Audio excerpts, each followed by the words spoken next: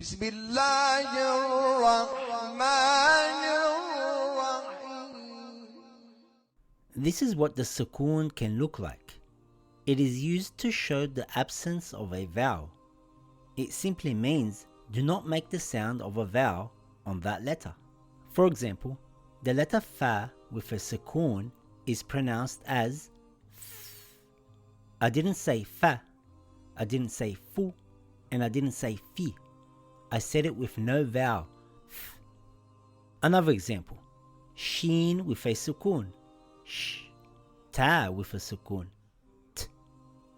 Tha with a Sukoon, Th. Jim with a Sukoon, J. Similar to English words, for example, the word bat, the T has no vowel. Transliterated to Arabic, it looks like this, bat. If I put a Fatha, it will be bata. If I put a Kasra, it will be bati. And a Dhamma would be batu. With a Sukoon, it's bat. Let's practice some examples. A and th makes ath, ath. I and th makes ith, ith. Tau, tau.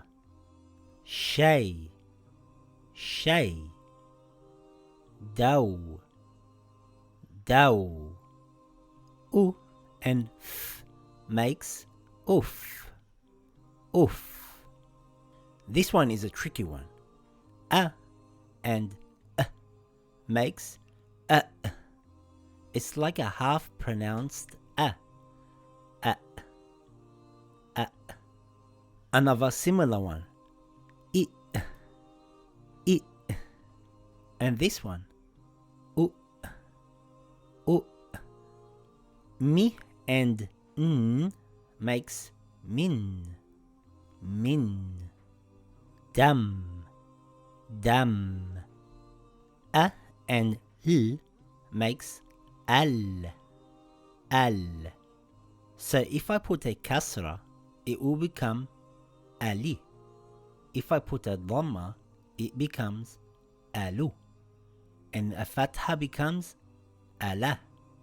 And a Sukoon, it is Al. Al. Great work.